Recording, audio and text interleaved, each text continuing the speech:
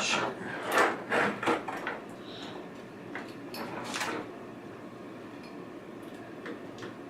I guess if you plug it in and it starts, oh man, I meant a pin.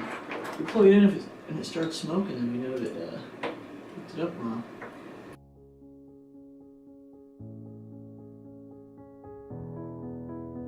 My name is Joseph Decker. I'm the president of the 694th ISRG Robotics and 3D Printing Club.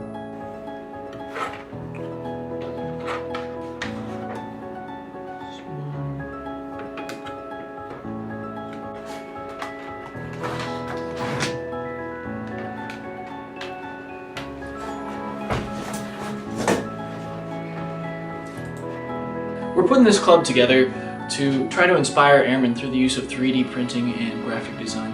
Basically, I'm trying to bring something from my background, something that I believe, that I've carried with me, and that is that anything is possible. That anything we can imagine, we can make, we can build. The world around us is made of plastic, it's made of concrete, it's made of steel, it's made of rubber. Okay, so right now I'm about to open up the, it's called Printerface, but it's the printer interface software, and see if we can get this thing to move, and maybe even go through the motions of print and hear the beautiful music it makes for the first time in about 4 months. Alright, so it's working for now. We have power to our hot end here. I can feel it warming up. So let's see what happens when it moves. You can probably smell that, can't you? It smells like all the heating elements are working properly. Okay. So that's, looks like our Z-axis works, so we can move it up and down. Well, we can move it up, let's see. Yep, we can move it down too. That's the slowest motion it makes, so sorry for the delay there, but X-axis, check. Working both ways. Okay, and then this is the cool part right here, actually. If you see that little piece of spaghetti slime sticking out of there, that's just some ooze because the heater's heating up. And it will kind of ooze a little bit, but if I hit extrude here, you can see it's trying to spit some more out. I have a Skivvy 9 keychain loaded up. You can see that was probably the last thing I printed because there's the trace of it right here. But I'm just going to hit play, and probably it'll make a lot of noise and something will crash into something, but we can fix whatever happens, and we'll just see what happens. Yep, there it is.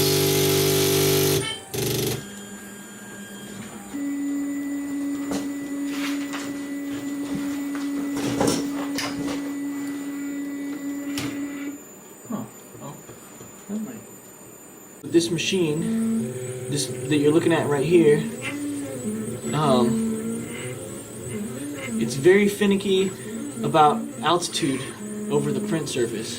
And so you can see some of the plastic there is sticking, and some of it is just bunching up around. And then eventually where it bunches up there, that's probably going to cause it to clog and cause it to make a big mess. My goal with this club, our goal with this club, is to empower airmen to know that anything they want to do is possible. So we're going to take a 3D printer, and we're going to see what we can make. We're going to teach people to model on the computer, to make 3D models, and then we're going to print them out. So we're going to take their imagination basically and give it to them in the palm of their hand. That's awesome. I've never seen one of these in real life. I've seen them like on TV and well, stuff. You know about what you can make with them, that kind of stuff. Like right? all sorts of things. Pretty much all of this red plastic here, all of this printer was printed with another 3D printer. It's called a RepRap because it's designed to replicate rapidly.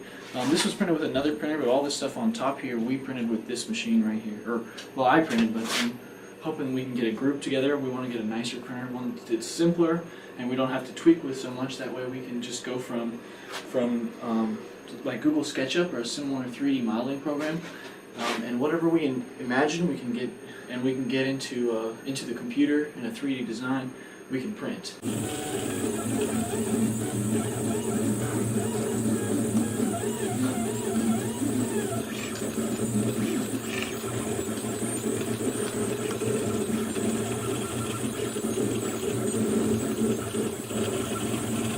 Not known for our patience on our first prints.